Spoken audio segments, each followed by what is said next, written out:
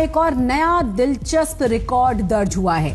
पहले गुजरात के मुख्यमंत्री के रूप में और अब प्रधानमंत्री के रूप में पद संभालते हुए नरेंद्र मोदी ने 8,931 दिन पूरे कर लिए हैं। जी हां, 8,931, और ये सफर अभी भी जारी है।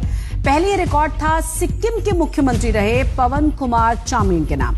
वो बतौर सीएम 8,930 दिन तक राज्य सरकार के मुखिया रहे।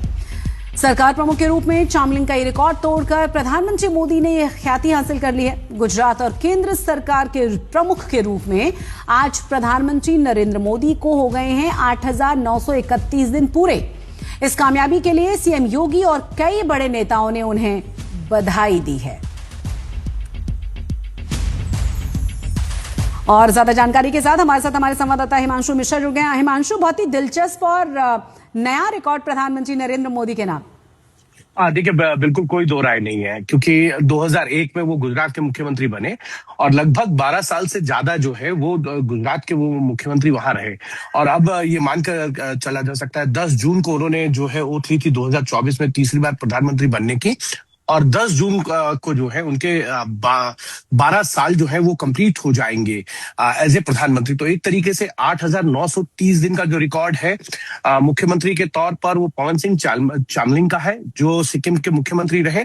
लेकिन प्रधानमंत्री नरेंद्र मोदी का ये जो रिकॉर्ड है 3 बार लोकसभा चुनाव जीतना, जिनमें 2 बार पूर्ण बहुमत की सरकार बनाना। 2014 में जब वो प्रधानमंत्री बने थे तो उनकी लीडरशिप में जो है भारतीय जनता पार्टी ने 282 सीटें जीती थी।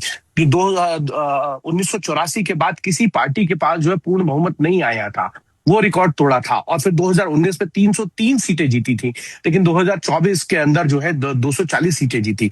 आज भी प्रधानमंत्री नरेंद्र मोदी जो है भारतीय जनता पार्टी के सबसे बड़े चेहरे हैं। अगर देखें तो वो एक वो चेहरा है जिसके दम पर जो है ना सिर्फ भारतीय जनता पार्टी बल्कि एनडीए को भी जो है उसका फायदा मिलता है। और यही कारण है कि प्रधानमंत्री की लोकप्रियता जो है वो बहुत बड़ी है। उसके सामने कोई अन्य लीडर नेशनल पॉलिटिक्स में अभी दिखाई नहीं दे रहा है।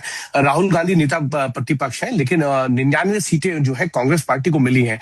अगर उनका ट्रैक रिकॉर्ड पिछले 3 लोकसभा चुनाव का देखें तो 44 सीटें जीती थी 2014 में, फिर 52 सीटें और फिर 99। अगर इन तीनों नंबर्स को जोड़ लिया जाए तो तीनों नंबर्स जो है वो 200 तक नहीं पहुंचते हैं। और भारतीय जनता पार्टी तीसरी बार सत्ता में आई है लगातार, लेकिन 240 सीटें। तो वो अगर उस कैलकुलेशन को भी देखें तो 40 से ज्यादा का मार्जिन जो है वो भारतीय जनता पार्टी और कांग्रेस के बीच में, जबकि कांग्रेस के 3 लोकसभा चुनाव के नंबर्स जोड़ लिए जाए तो कहीं ना कहीं नरेंद्र मोदी का जो चेहरा है वो बहुत बड़ा चेहरा है भारतीय जनता पार्टी के लिए।